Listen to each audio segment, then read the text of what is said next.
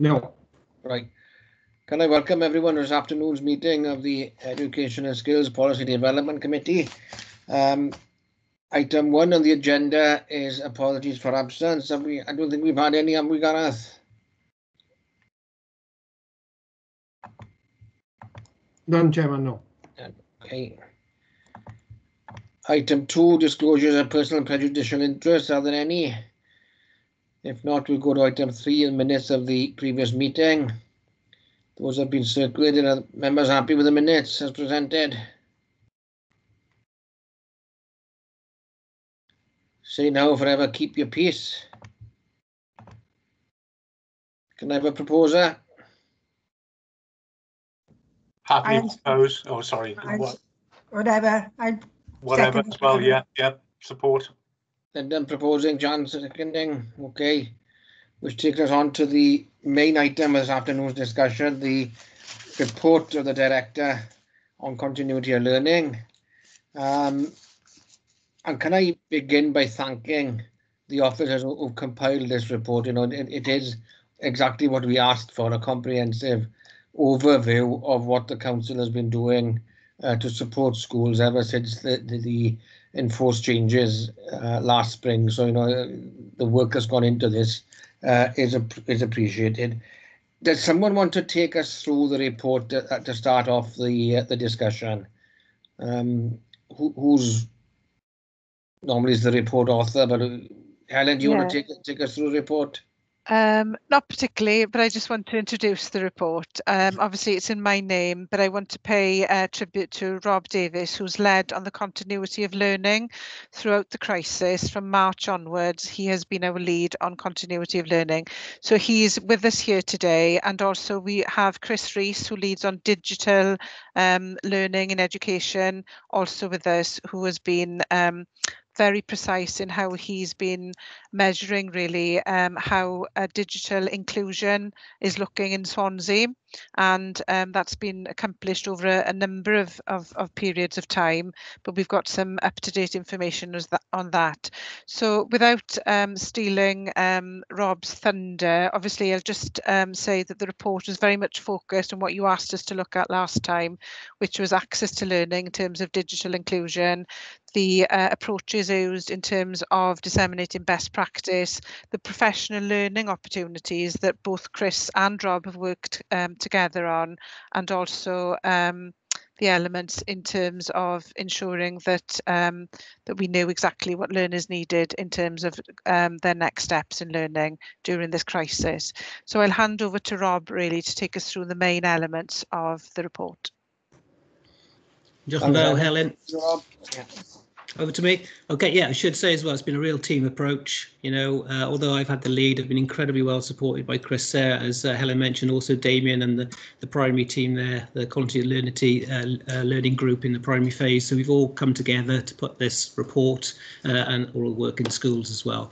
So I'll run you through it. Probably take about 10 minutes or so, and then we'll take questions if that's happy. If people are happy with that.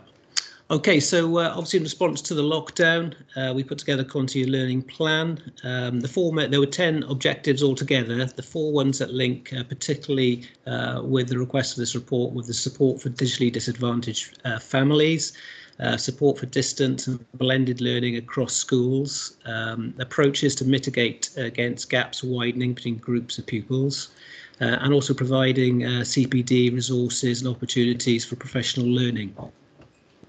So if we look first at the digital devices, quite quickly it emerged there was a digital divide between those pupils who could access online learning remotely and those who could not.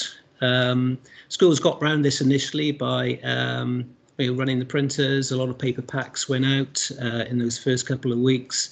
But despite the paper pack being a useful long-term solution, so very quickly, Welsh Government realised this was a problem, as elsewhere in the UK. So they put money behind it to enable local authorities to purchase equipment.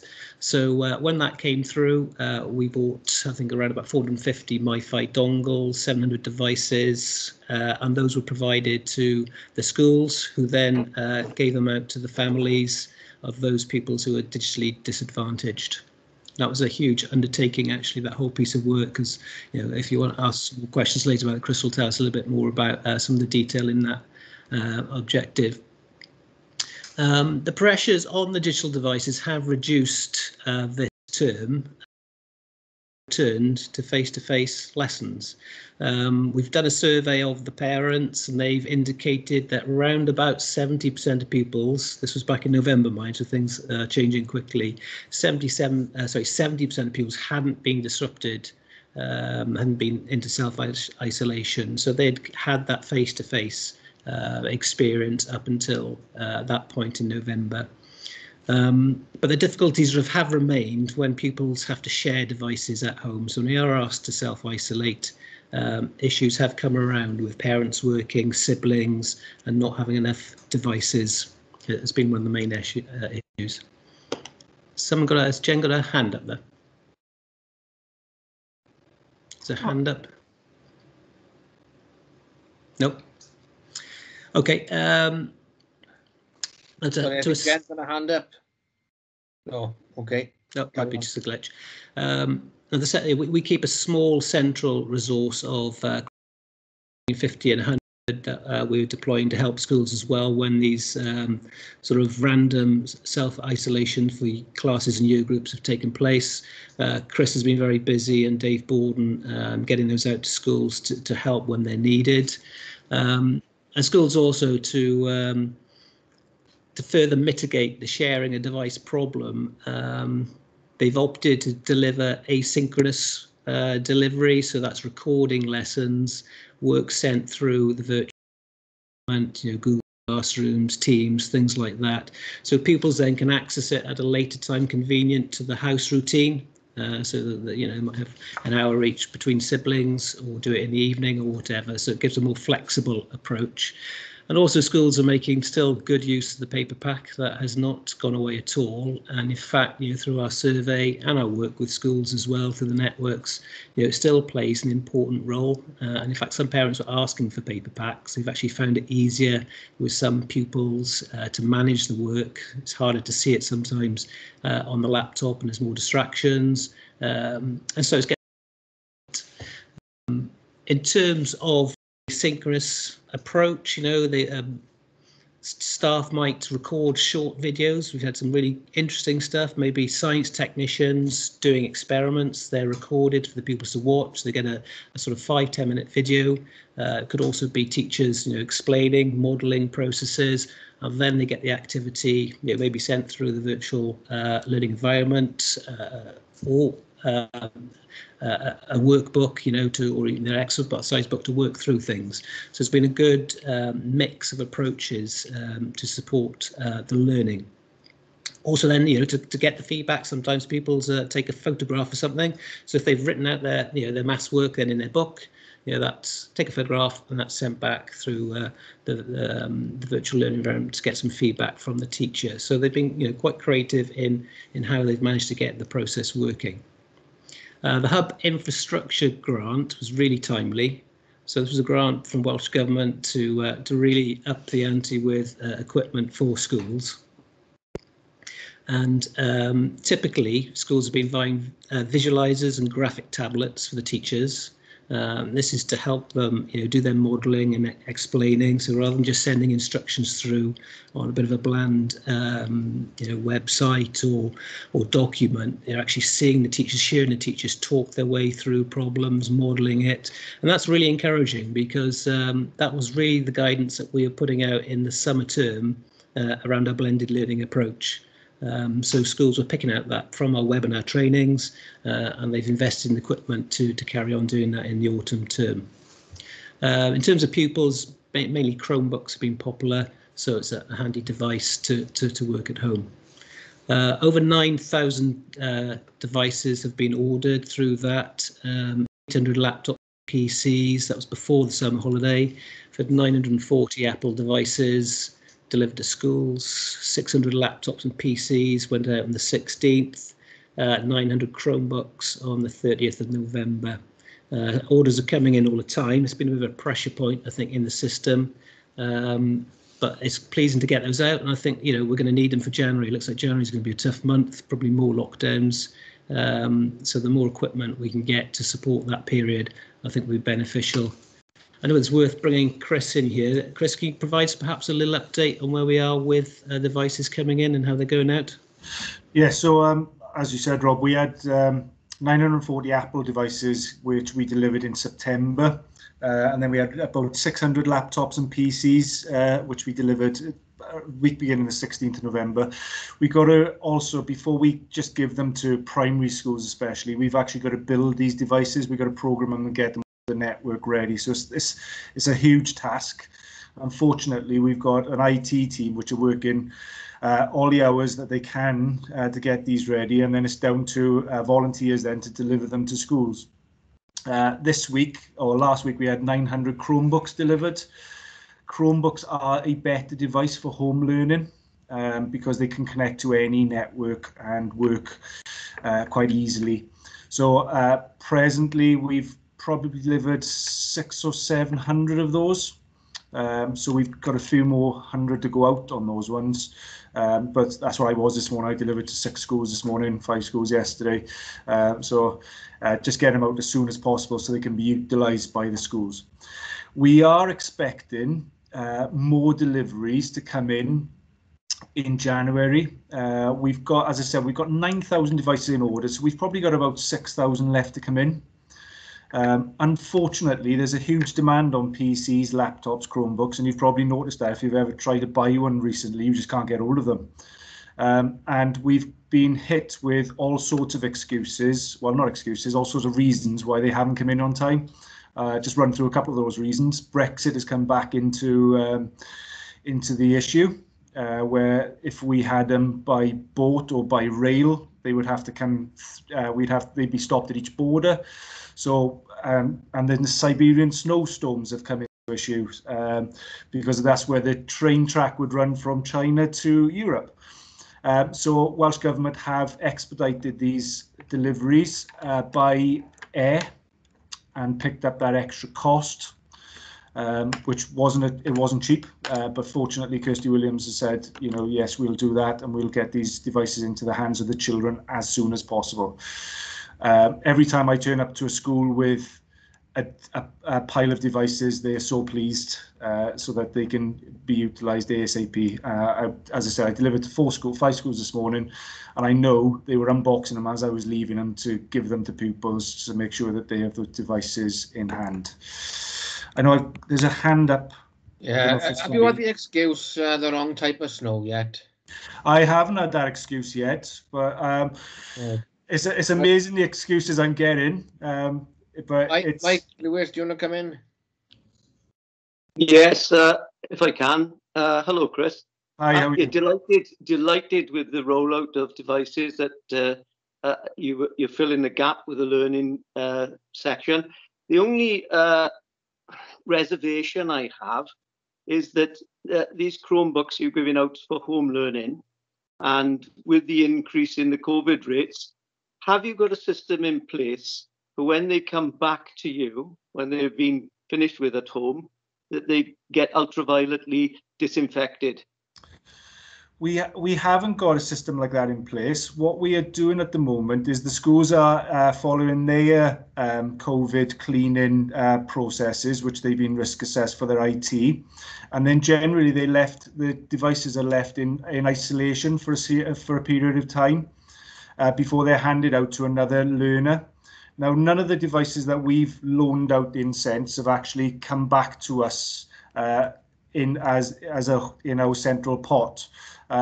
So we're just following that school process at present. But I understand what you mean is, and schools have asked that question about the devices they are using during school time as well.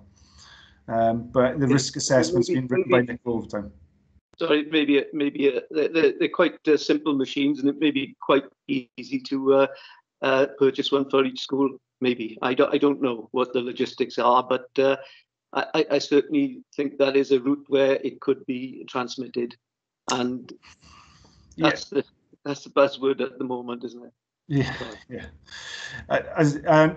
The devices that have gone out with pupils, lots of schools have actually left them out with those pupils because what they've said is that because of the blended learning approach that schools have been taking anyway, they've basically said, well, if this child is back in school, we've invested in different programs. I'm sure Rob will talk about more about the blended learning aspect of it, different programs. So they've left them out, even though they're back in school. So they've got that access at home, which works both ways, isn't it? You may not have devices then for other people, but we're making sure that we're trying to fill the gaps.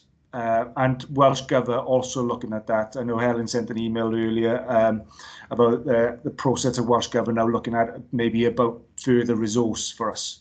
But we are taking as many laptops and devices as we possibly can and putting them straight in the hands of the pupils so that they can use them. Excellent. Thank you. Okay, thanks, Chris. Sorry. Any more questions for Chris, maybe? No. Okay, so just to summarise on the devices, the increase in devices, the majority of lessons being delivered through face-to-face, and teachers deploying a variety of approaches, using the asynchronous, also the paper pack. The pressures have lessened. They're certainly not the same as they were back in March and April at the start of the lockdown, and that's good. But there's still more to do, and I think January is something we've really got to think about, and that's something that we need to think about moving forward.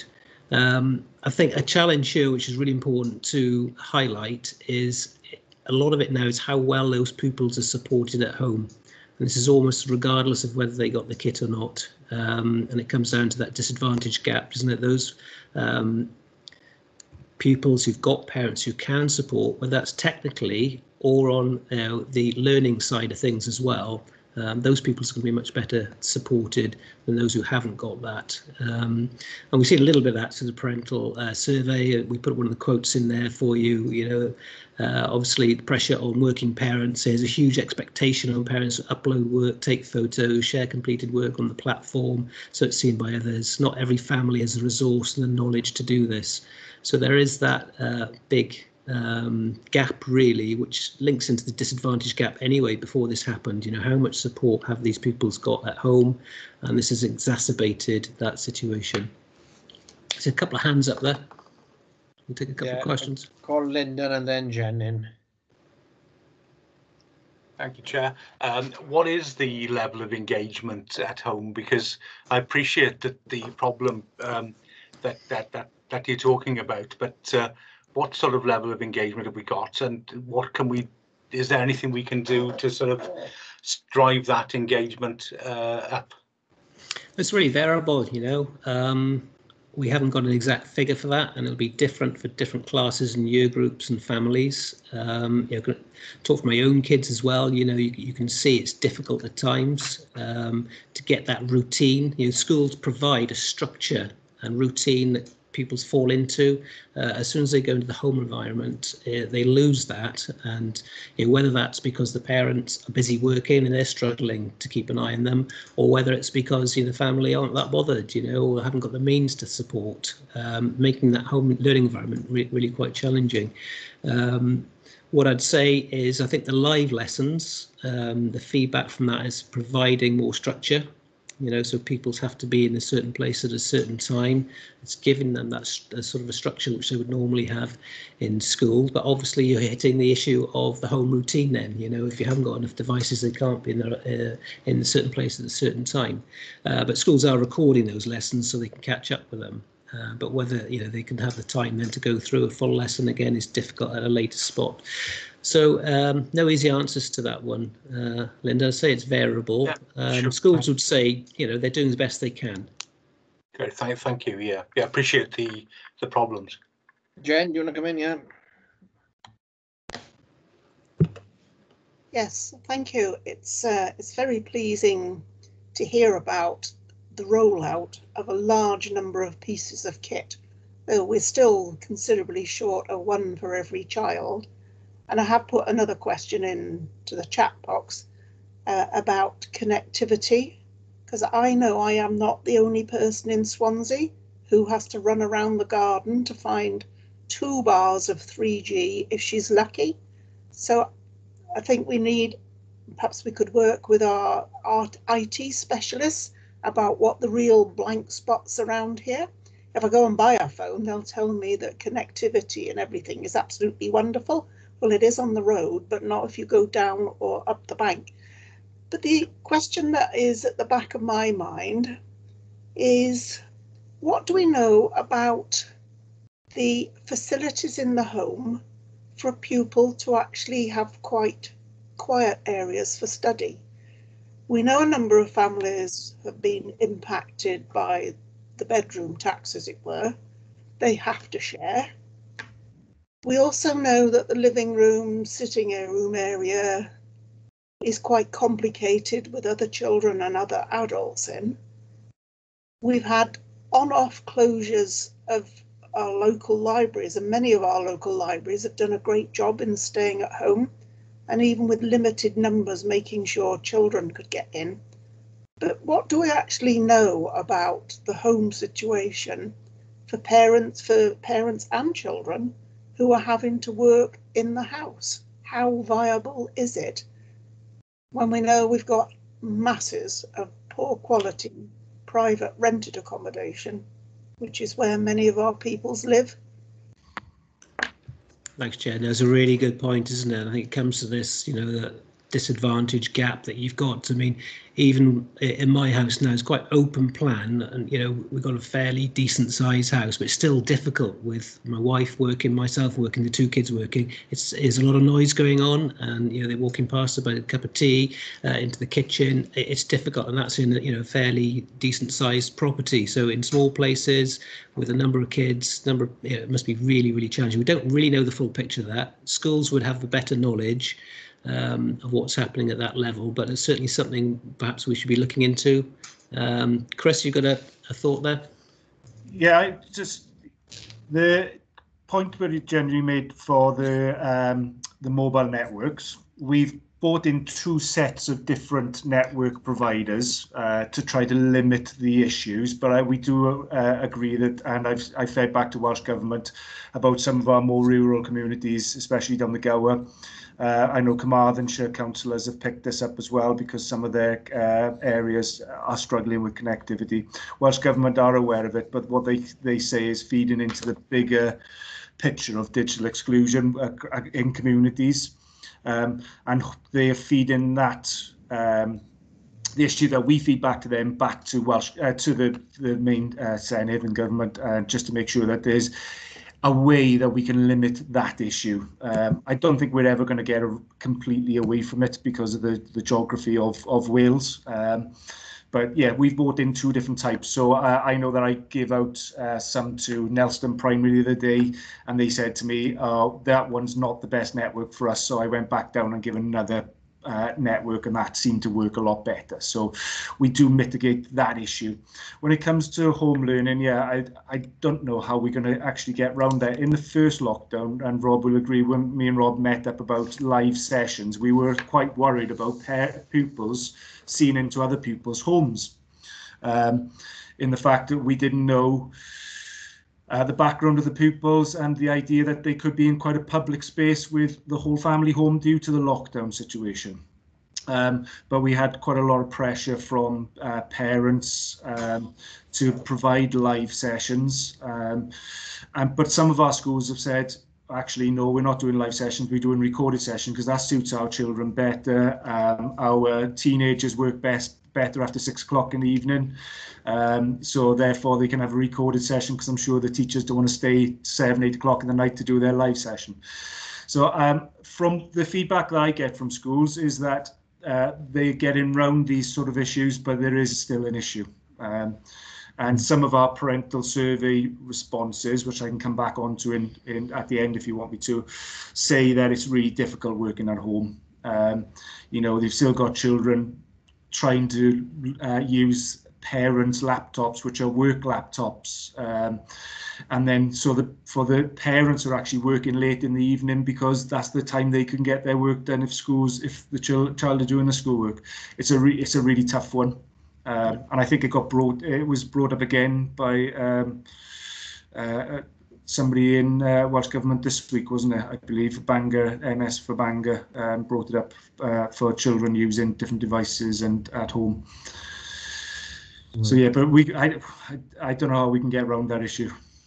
Yeah, it's a tough one, isn't it? Thanks, Chris. I mean, just things like having a desk to work on, isn't it? You know, something as simple as that, a fairly quiet space. But I've had to move because my kids have come back from school. Well, it's just my daughter, actually, but son's at home anyway.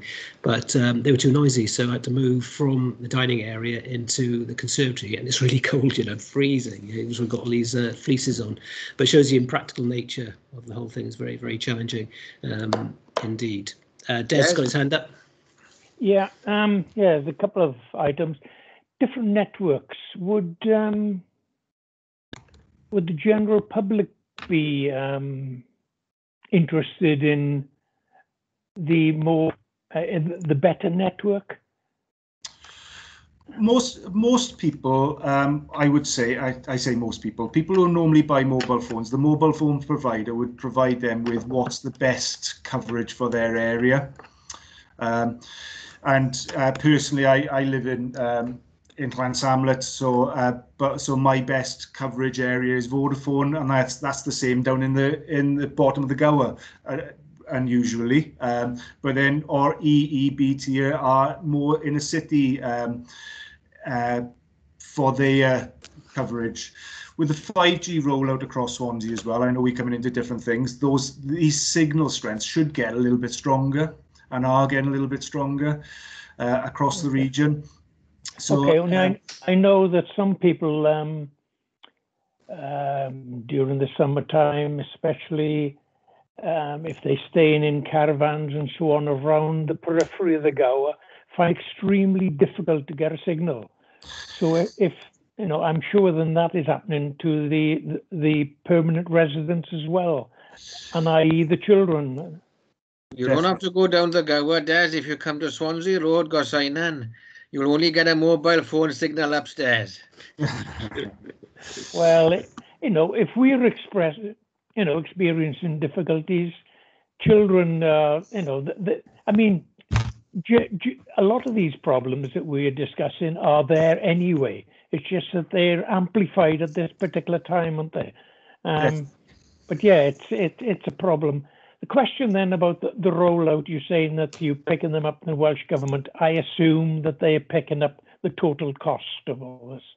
For the MiFi devices or from the devices? Yeah, the devices, all of it. So it came at the right time, as Rob said. The Hub Infrastructure Grant came almost 2 years ago now. So the first year was for networks and infrastructure in schools. And just to give you an update on that, we're 73 schools through the programme, even though we started in June of this year. So we've done an amazing job there when we've just changed all the network in schools to ensure that connectivity in school is strong enough for the teachers to provide learning in school. And also during these times, teachers are actually, if you know, they could be in school and streaming from school to people at home. So that's what we spent the first lot of money on. Then the second wave of money was all about devices, and we had a plan before COVID struck that we wanted to get every school up to a device ratio of approximately 1.5 pupils per device. Now that has been impacted because we've had to buy different types of devices because of COVID. You know, we will be around about that figure. Welsh Government has just tasked us to work out what the figure is. They want the information in middle of January. So we're forcing ourselves to contact schools and get that information back for them at the moment. How would you assess the number of devices per pupil, the average? Because obviously, the more affluent areas, children have got the devices anyway. It's surprising. What we're talking about now, this is just school-based devices. So this is what the school actually own. Okay. So that's what we need to put the figure on. When it comes to pupils' devices, it's surprising what areas have devices. You know, it seems sometimes, you know, I've worked in not affluent areas and other areas, and there doesn't seem to be a correlation between where they come from and how many devices they have at home. It's a really strange one. Chris, just to add in there, you know, speaking to Paul Davis, the head in Dylan Thomas, and we were talking about this, and he was saying the devices is not the main issue. They have got devices. He said most of these kids have got them. He's trying to get them to use them properly. And that's the challenge of, you know, the distractions that devices cause. You know, they've got their mobiles by them even when they're working, and it's that element which is particularly difficult to manage. Okay. John, and then Lyndon wants to come in. Yeah. Sorry, Rob. Des asked my question. I was going to ask about the cost. Who covered the cost of it? But just going to go back to the connectivity. It's sometimes it's your home, because I live in quite an older house, and I can be walking around the house trying to find a different signal in the kitchen, in the lounge, and wherever I am. So it's not the connectivity of your phone. It's sometimes where you live in the actual house and what you live in. It could be, John. It's because the same builder built you a house that built my house. Yeah, and I'm the same as you, Rob. I'm upstairs, downstairs in the kitchen, out the bathroom, trying to pick up a signal. There we are. And then before you go into the joys of architecture. Yeah. Same builder was obviously operating in Dunvan as well. Building out of space.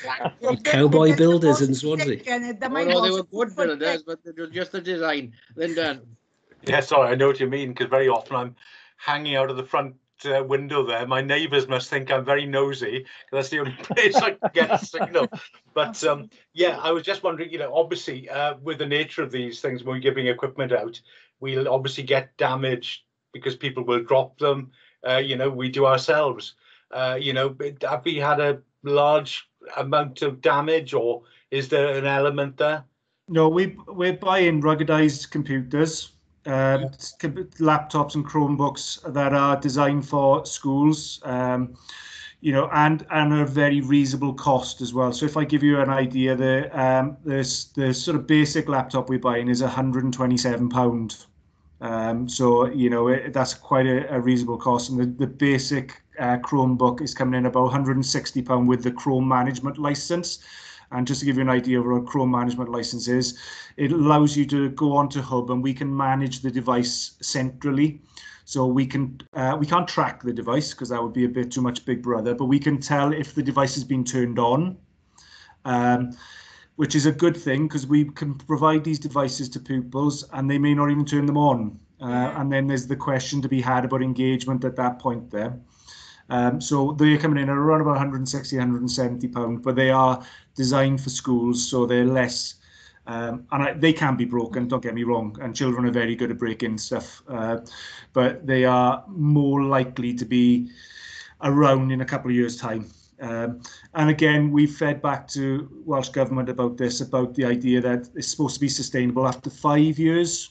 These devices are supposed to last 5, but if we're going in and out of the school, in and out of houses, in and out of bedrooms, with cups of tea by the side of them, they may not last that 5 years. So we've fed that. Just to go back, Jan, I know you said about the connectivity.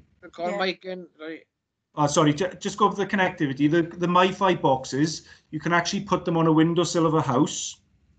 And then you've got Wi-Fi from that box then, so you don't have to go searching around with a MiFi box. You just put it in the best place and connect to it. We bought a booster the other day, but that doesn't even seem to give us I live in the same sort of house. Absolutely, it's a nightmare. Yeah. It's a nightmare. Never mind. I found the kitchen is better, so this is where I'm stuck at the minute. As long as they don't want a cup of tea, they're okay. Sorry, Mike needs to... Trying to be good by muting myself when everybody else is talking. Yeah, Chris, I think you've answered in the last sentence, really. When you say devices, have all these devices got keyboards attached? Yeah. They have. Except, so that the pupils are learning with the keyboard when they're using a device? Yeah, except for the iPads. The iPad's obviously not, but yeah, it's one of those things where we've said what we've said to schools is if you want to order iPads, we suggest they are used down in the foundation phase of schools, so up to year 2, because there's some research shown on that where the point and click aspect of it is better, but anything from year 2, year 3 upwards should be using laptops, Chromebooks with a keyboard attached. Excellent, good. Thank you. Okay, thanks all. Shall I crack on? Yes, We're please. into the next section now, sort of blended learning. So important point here is not a new pedagogy, and this has been a key message really. It's just a different means of delivering your teaching and learning. You know, the underlying pedagogical approaches are the same. You know, we need to build on the prior knowledge and skills and experiences of pupils, not suddenly chuck them into the deep end with something new or go back and repeat stuff unnecessarily.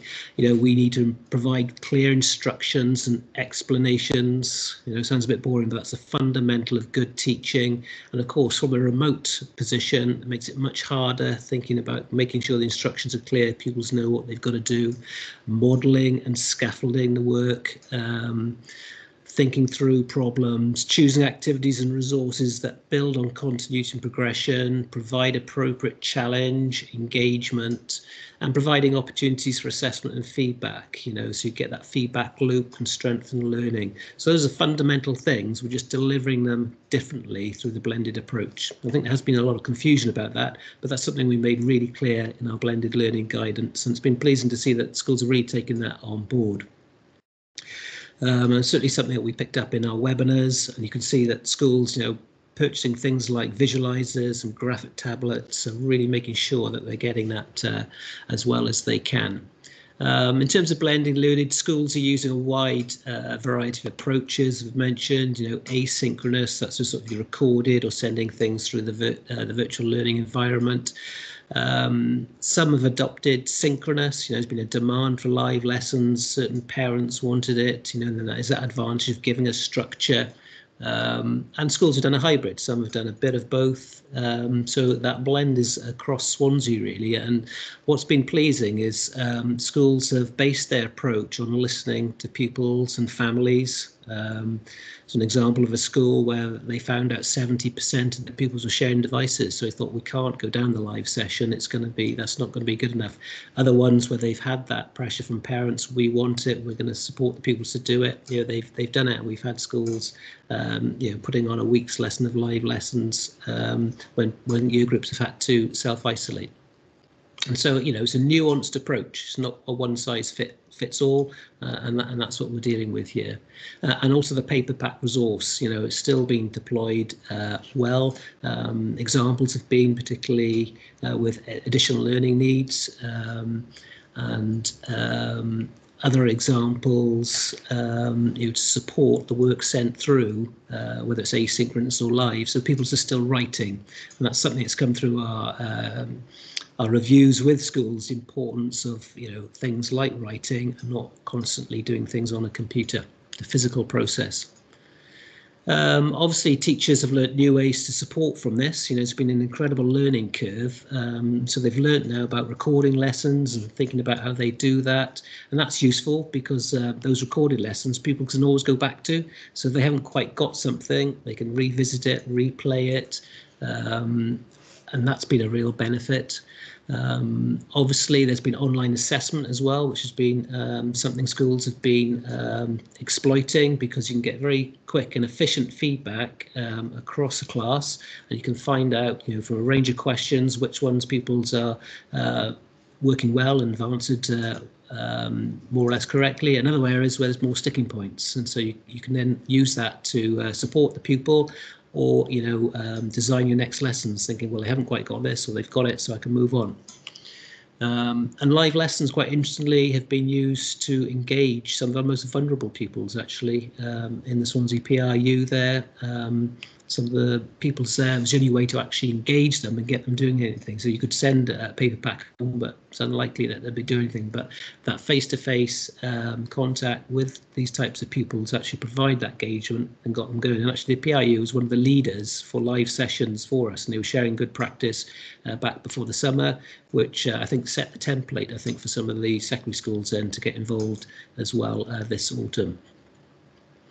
Main challenges have involved in the upskilling of staff to use digital platforms and the software effectively. Also, the associated workload, you know, things like recording a lesson is really work intense. You've got to think about what you're going to say. Then when you record it, you might think, oh, I haven't recorded that properly. You've got to edit it. So these things are quite workload intense. And so certainly our advice, and I think it's been good practice, is to do short videos rather than trying to do a whole lesson, you know, and then support that up then with other means. And teachers and support staff, you know, deserve a huge amount of credit for the way they responded to this challenge. The team spirit and collaboration has come through really, really strongly. And it's been really pleasing as well to see that they've taken an evidence-based approach to it as well, which we've been promoting. And last time I came to spoke to this committee, we were talking about the cross phase in February, the science of learning. We had Professor Stuart Keim from Evidence-Based Education, all talking about the key ingredients that got evidence behind them, which will support learning. And schools have been adopting that through their blended learning approach. So we've got evidence behind it. It's not just all whiz-bang stuff and looking great. We're really thinking about the science of learning behind it, and that's been a strength.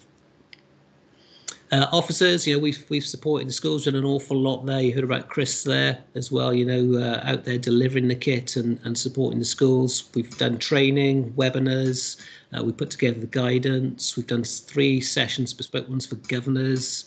And the site, I've got to say, the secondary and primary networks have been really good for sharing best practice, exchanging knowledge. So you've got the primary continuity learning group. Been really successful in doing that for the primary phase, and in secondary we've got the SCASM group, which is all the senior leaders across the secondary schools. We've had regular meetings talking about what's working well, what are the challenges, and a great knowledge exchange and sharing best practice. And we're building on that actually. Chris is collating some best practice case studies, which are going to pull together a report, which again we can share across the primary and the secondary phases to keep that, you know, learning through the networks going. Can I call Mike in, please?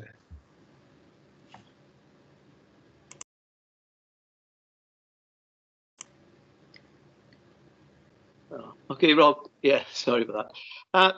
Yes, over the last 6-7 months, teaching staff have been thrown in the deep end, really, with digital learning and digital lessons. Have we got a support IT unit for teachers so that they can dial in with any of the technical problems and the progression of how they're going to record their programs and lots and lots of little IT problems? Have we got a support unit to support our teachers to do that? Yeah, our support unit, he's 2 screens above us though. It's Chris, really. Chris has done an amazing job, actually. No, Chris, you know, to be fair, has done an amazing job. We've put loads of guidance documents out. We've used schools as well, so we use the power of the expertise in schools. Schools have generated guidance documents and videos on, you know, how to do certain digital aspects. And we've shared that, you know, through the Swansea virtual website. And then Chris has done a phenomenal amount of work as well, you know, whether that's writing guidance reports for schools, which again on the website, or actual individual support. So yeah, it's you know, we could do with more resource probably. I mean, Chris probably run off his feet, but Chris, do you want to add anything there about how that's gone? Yeah, so we've been yeah, and I just, again, backing up, the teachers have pushed through all of this, and, you know, have learned on their own in one respect. You know, they've visited many of the guidance documents that we've put together. We had a scary moment where we had 650 teachers on a webinar that we put together, which was amazing. First time we'd done that, and you know, it's lovely to actually have teachers emailing you asking you how to use something to be effective instead of just trying it and maybe not be effective. And it's now changed a little bit, and I back up what Rob said. It's now more about, they know how to use the software, they know how to get around these small issues. Now they're looking at effective practice by using the software. And that's really, really refreshing, because we pushed that in the blended learning guidance that we had. But lots of teachers are saying to me, hang on, I just want to try to do this live lesson. We'll see how it goes. But now they can use it. They're doing it effectively. You know, and I, just for personal, my 5-year-old was isolating the other day, and the teacher emailed saying we're going to do live sessions with the 5-year-old, and I went, oh, this is all going to go wrong, you know. And the first session she had 35-year-olds on the call, and it was a bit loud. And she learned straight away. She got in contact and went, right, well, how do we make that more effective? What are we going to do? And she cut it down to 15. She made sure that they were muted. She made sure that all 5-year-olds were able to put their virtual hand up, which is an absolute amazing feat. And it worked really, really well, considering she's in a Welsh school. I don't speak Welsh. And what I wanted out of that 2 weeks was my daughter to hear Welsh speaking from her teacher. We can't get that with counsellors. Robert's quite good. Pedagogy is coming along really well. If you're looking at a technical faults, all teachers are still have the idea that they can put their technical issue to our IT service desk in county, and they can return that computer to school, and our IT guys are working as hard as they can to make sure there's no technical issues with laptops. What we do say for teachers is if they are doing any sort of live sessions, recorded sessions, that they try to use a school device, and especially for live sessions. So I know that through this program, this Hub infrastructure program, there's been lots of teacher devices purchased, which I think is a good use of the money as well, because they need that device where they needed to be able to teach effectively from home. And that's it's been amazing how that turnaround has come. I now visit schools and they've no longer got a standalone computer on the desk. They've got a laptop and work from any room. So that's amazing. Yeah, just one more question. Right. Is about the security of the devices, and we've had lots and lots of safeguarding training as counsellors over the last couple of years, and obviously certain types of photographs are not allowed on the web. What's the security aspects there you've got to stop anything untoward happening, to the children? To the children, so if they're using their own devices and their own Wi-Fi, we can't really we can't look at the security of that device, unfortunately. What we have done is we've provided lots of guidance to parents on parental controls on their Wi-Fi boxes. So make sure that their internet has, if they know, the ability to shut off any inappropriate websites. If we are loaning them MiFi dongles, they've got a form of internet filtering on them. It's called has an amazing name, British Broadcasting. It's the BBBC internet filtering, which filters out. I didn't even know it existed until this year, which filters out very inappropriate websites, but they are able to still go on to some social media sites because they're not found as inappropriate anymore. If they're using our Chromebooks that we loan out to them, because they're managed, we can have a look at what websites they've been on to, because they're on that managed device. And also Welsh Government Hub are now creating a way of providing internet, well, giving them a device, but it actually has the school level of filtering at home. So we're waiting for that to come about, and that would be a great, great advance to where we are now. And I would feel more comfortable because I've got the same concerns as you, and I've done an internet safety thing with governors recently, and I've got the same concerns that they can access everything, but they would be able to access it on their own devices anyway at home. So we can't manage that. Okay, thank you very much. Cheers. Jen, I'll call you in. Thank you, Robert.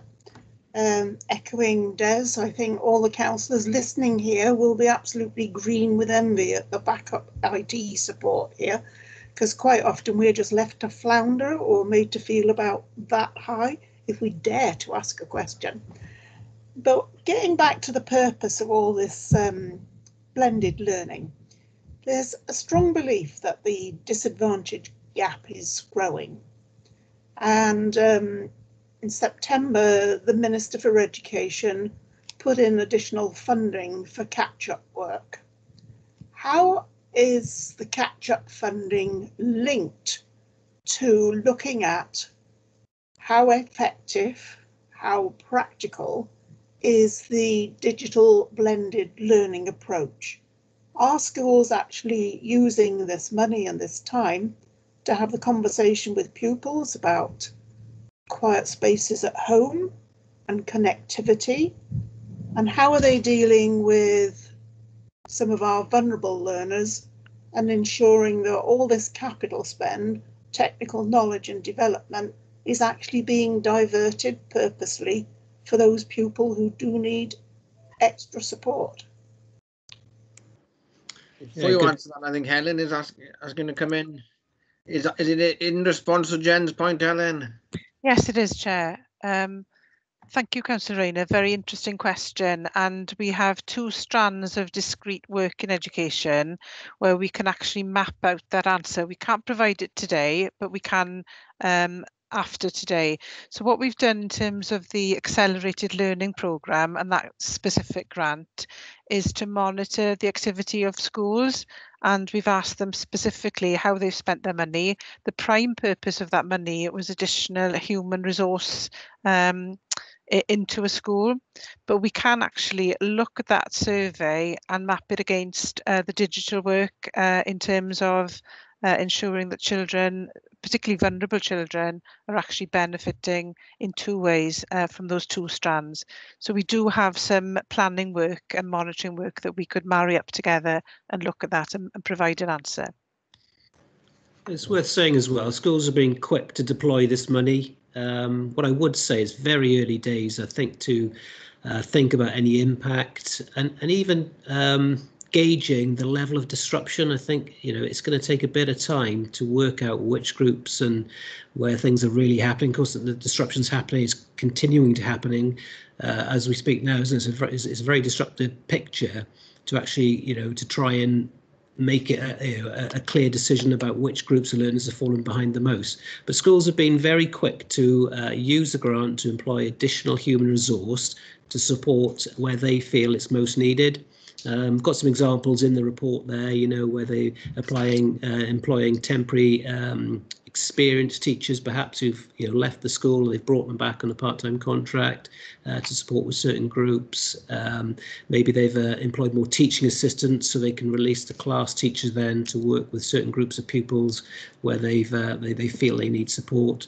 As examples as well, where they've employed increase the hours of certain staff. So maybe they've got an English teacher, a maths teacher on 0.5, and they've increased it to 0.6, 0.7 to get more time to work with groups of pupils. So through the survey that Helen mentioned there, and also standard challenge advisor work where we're going in and discussing with schools what they're doing, we're picking up really positive. But I would say this is we're in this for a long term, and it's an emerging picture, and monitoring the impact, this is going to take time. Okay, are there any other questions? If not, we're back to you, Rob, to try and go through the rest of the report.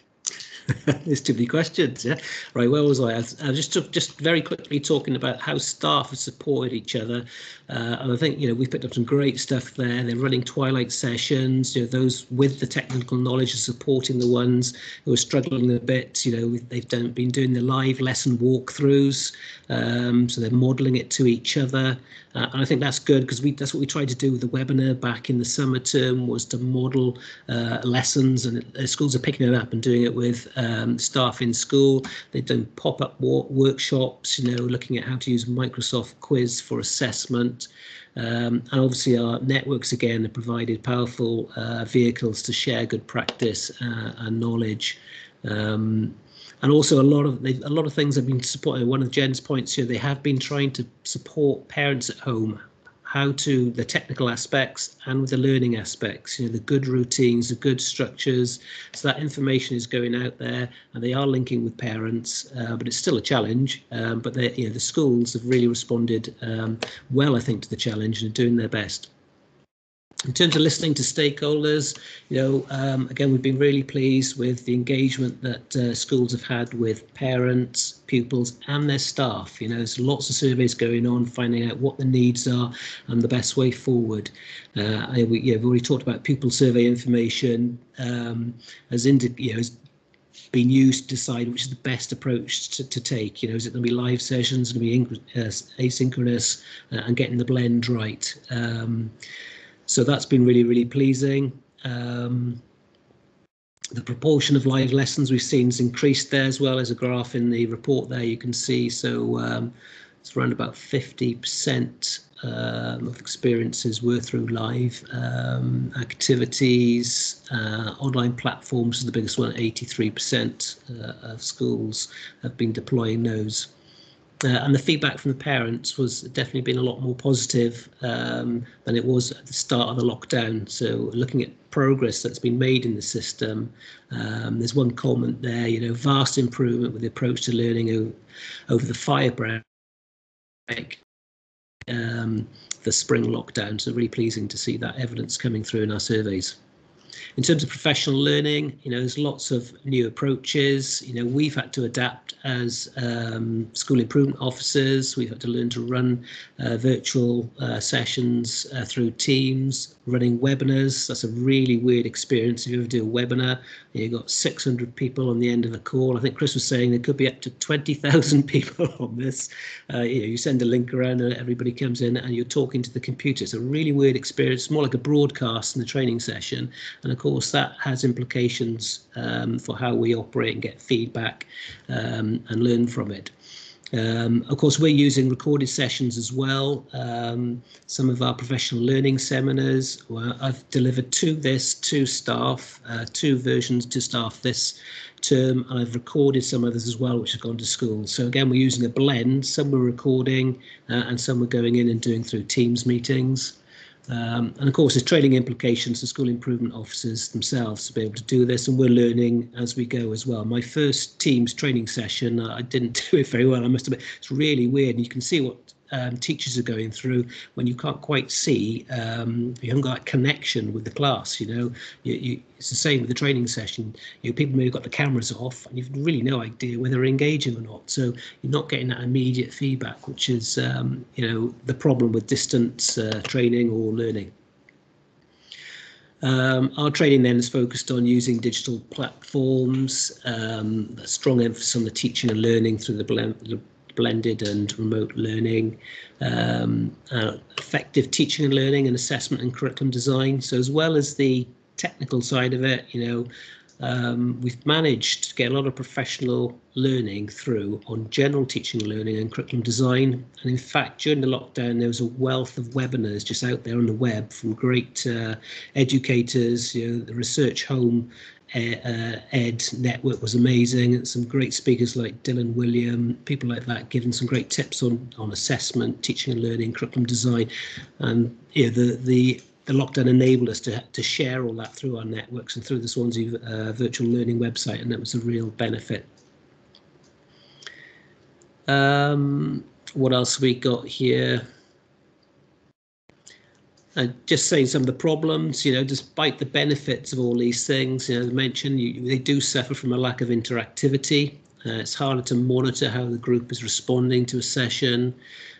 Producing pre-recorded sessions is quite workload heavy. I did one on assessment. It's about a 40-minute seminar. It takes a lot longer than that to record it and put it together. You want something to go out on a channel. It's got to be a decent standard, and you can be there fiddling around quite a long time. So obviously you get quicker the more you do, but there is quite big workload implications to it. So you can see with our approach as well, we're developing a blend to our training offer to schools as well. Okay, the last section was on the Recruit, Recover, Raise Standards grant, which Jen's mentioned. I've mentioned the examples, the quick start that schools have made in getting human resources to support groups, and give you some examples there. Just to say again, really, I think it's really too early to measure any impact of this. I think we need to take time to fully understand the disruption that's caused. And it is going to exacerbate gaps. There are going to be a lot of gaps, and it's just going to be a watching brief to see where they come, and then working our way through that to support, because these gaps have been magnified by this crisis. I think it comes back to that almost support at home, isn't it? Give you an example of my pupils. I have been doing a lot of support in the evenings with them with maths and their literacy skills. They've also had their guitar lessons and piano lessons carried on with private tutors going on, and they've also had some maths and English tutoring as well. So a lot of pupils are not going to have that, and the experience at home is harder as well. So it's without a doubt we're going to see gaps growing. In terms of looking forward, we're going to, as Helen mentioned, responding to Welsh Government with the needs that we're picking up, and asking for more resource to support on the digital side. Chris is pulling together a best practice survey report, which we can share with schools. And there's lots more to do, but I think we have done a good job, and Estyn have recognised that, and I think we're going to get a report coming out with Estyn as well, talking about some of the good practice in Swansea. So that's very pleasing, but we're certainly not complacent. There's loads to do, and so it's a good base to work from. But plenty to think about moving forward. I think particularly for January as well, it's going to be a tough time. Yes. Do you want to come in? Thanks, Chair. Yeah, we're ever grateful to teaching staff for the way they're coping. As you say, it must strain on teaching staff to put together a lesson for children, knowing that parents are also going to be involved. There's a whole range of parents out there from all aspects of the socio-economy, and to even education staff who are watching carefully of what's been said. And then perhaps a topical question. The run up to Christmas, a lot of parents are now talking about taking their children out of school early. Do you think the blended learning are giving parents more, is it making them feel easier for taking their children out? That they can undergo their side of the learning at home without the child actually being in attendance in school? It's a really good question, Des. I mean, there's been an increase in the number of pupils or families electing to educate at home. It's gone up by around about 90. So the education welfare team are putting that, are saying that is because families are very, very anxious about the disease and the virus, and usually those families have got someone who's previously been shielding, and they're reluctant to send. But because of the blended learning, they have the opportunity then to support. I think as well as a report by Ofsted that came out recently, which suggested that some pupils and some families had, say, enjoyed it, but had benefited from it. Some pupils, perhaps those who are more mature, can self-regulate, get on with their working in a disciplined way themselves, and don't have to rely on the structure. Have actually enjoyed some elements of the working at home, but that is a small proportion. So I think there is a bit of a mixed bag out there, but generally I'd say, it's been a difficult time for parents supporting their pupils, particularly if they haven't got the skills to do it, and if they're really busy at home as well. I mean, I know I've been busy, but my wife in Swansea University, it's been nuts. She's been working up until 11 o'clock sometimes on some things, and trying to support then is just trying to do the normal stuff, isn't it?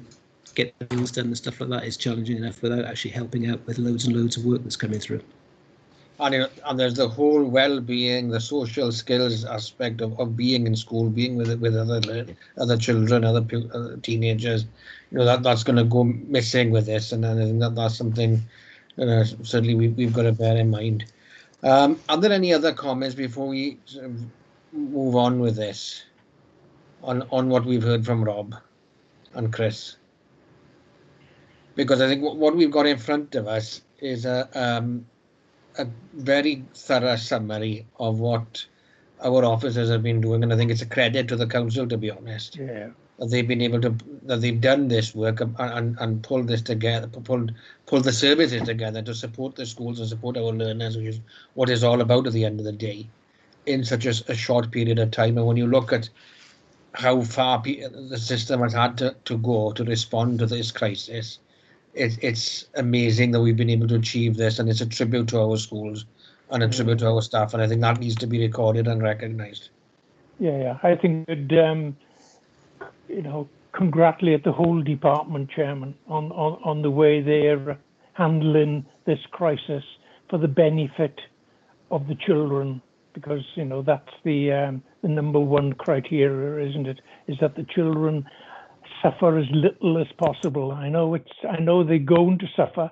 There's no getting away from that. But we need to make sure that they suffer as little as humanly possible. And I think we are extremely grateful to the way the whole education department are running things. Lyndon, I'll call you next. Yeah, Chair, I'd agree with that. As you know, I chair the Education Scrutiny Panel, and we actually wrote out to all the schools and, in fact, to the Education Department to thank them, because it's been a huge learning curve, since March, which will help us in the long term, I'm sure, because people are working differently. But it's been a huge learning curve, and people have gone, that extra mile, and we've all heard of really special cases and things that have actually happened. So we were very keen that letter went out. Yeah. So and I think that's worth noting. What I would say is, this is a policy development committee, so we've got to look to the future. And obviously, one of the things we would normally do is engage with schools, and indeed with learners, to get their perspective on what's been going on. No, I don't want to put any additional burden on schools. So I'm going to pull you, Helen, in here to see what's realistic here, and what your advice would be to the committee, because I as a governor, I know how hard the staff has been working for the last 6 months, and we certainly don't want to put any extra workload on people that are already overcommitted and giving more than they should be, to be honest. So I'll call you in, Helen. Thank you, Chair. Obviously, part of the remit of this PDC is to align itself with the recovery plan. And as much as we have recovered quite well in the autumn term, we are now facing another period of crisis, another period of uncertainty as we go into the Christmas holiday period and beyond. And indeed, calling people out of schools, school leaders at this time, specifically in January for the next PDC meeting, would be not the right thing to do. So I agree with you on that front. So depending really on the next theme or strand that we want to explore, we can negotiate really how we can provide officer input or the results of a particular survey. Anything that you want, we'll try and furnish, but maybe not to distract from the actual school workforce at this time. Is the committee happy to endorse that recommendation? Yes, Chair. Our next meeting is 13th of January, isn't it? I don't think a great deal is going to happen in education between now and the 13th of January, is it? Other than the normal, you know what I mean? Be careful what you predict, Des. Perhaps by the following one, the 10th of February, then we can have an update of things that have happened between the end of this term and the beginning of the spring term. 2 weeks is a long time in politics. 4 weeks is a long time in COVID, isn't it? Yeah, I appreciate to see that. what happens after Christmas, Rob, with Yeah. all this blooming things going on. So I'll call Jen in, because there are two issues. If I could just say this first, Jen, the two issues that come to me. There's a policy implications about how we respond to a crisis, and then there's the longer term implications of how we adapt to a new way of working using what we've learned from the crisis. Yeah. And I think those two separate issues are things that the committee needs to consider and think about as we move along. I'll call Jen in first and then I'll come back to you, Helen. Thank you, Rob. Yes, I agree. It is extremely challenging for schools and staff at the present time. We are all wondering what will be happening from 4th of January onwards, and we all suspect it will be even more work for our schools.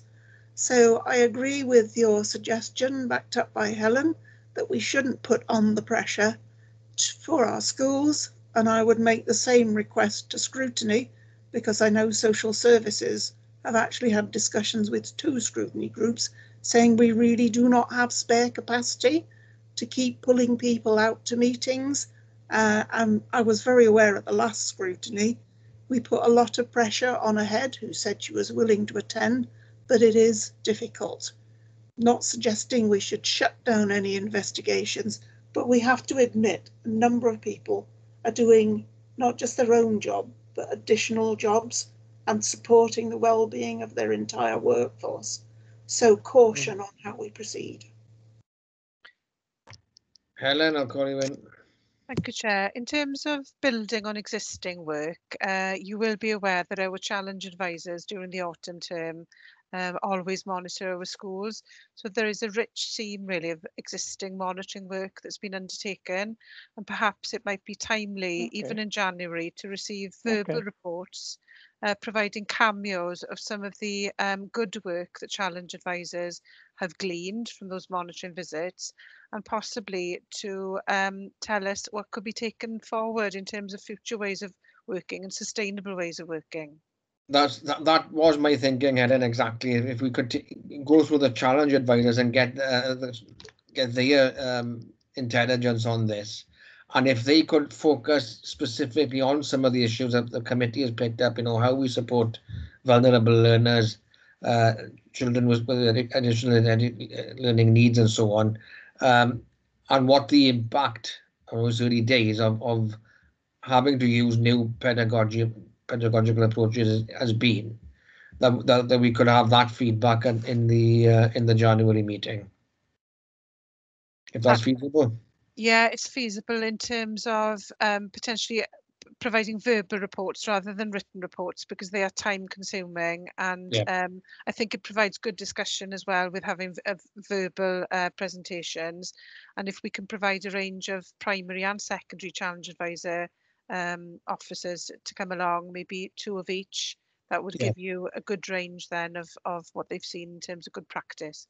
I'll call you in, Mike, but because in terms of a written report, and I really appreciate the work that's gone into this report, by the way, but most of the time this evening has gone in questioning what's in the report, and that can be done on a verbal report as well, I feel, to save time for officers. Mike. Yeah, Helen it is. Obviously we're a PDC and we're looking forward as a PDC. Can you tell me if your education department's got any contingency plan in case this COVID pandemic gets a lot worse, which they are indicating that it may do, well, not may do, but it will do from Welsh Government. So have we got any sort of contingency plan for schools if we do get much more cases and much more transmission? Thank you, Councillor Lewis. Obviously, along the crisis, we've been in lockstep with Welsh Government in terms of how we approach this. So when there was a fire break end of October, early November, our schools in Swansea were responding to a national contingency plan, really, to slow down the transmission rate within the community. And similarly, in January and February, we expect to see some national plan around this. Indeed, there is an emergency meeting tomorrow afternoon, and we expect that the Education Minister will provide some planning around that very issue on a national footing. And of course, Swansea will then be in lockstep with those plans. Thank you. Which will tie in nicely with our next meeting then, when we'll have an idea of what the national Welsh Government plan is going to be, and that can inform our thinking about what we go forward. And as I said, there's two elements of this, isn't there? There's responding to crisis, and then there's the what can we use to introduce a different way of working moving forward. Are members happy with that approach, and that will be on the agenda for the 13th of January? Yes, Chair. Yeah. Fine. Jen? Thank you. Yes, very happy with this. Helen mentioned being in lockstep with the Welsh Government. It's not just a matter of politics. Swansea's not an island by itself. Many of our teachers come in from other authorities. What happens to them impacts on their ability to come into Swansea to teach.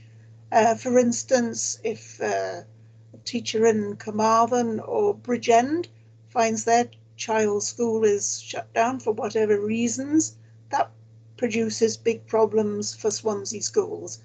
So it makes sense for there to be a strong national policy across this, rather than any council just do its own thing. We're not little isolated islands. We have to blend and merge with all of our neighbours. So really grateful for everyone's understanding of the complexities of the present situation, and look forward to hearing what the plans are for January, which I think we're all beginning to have some concerns about. Yeah.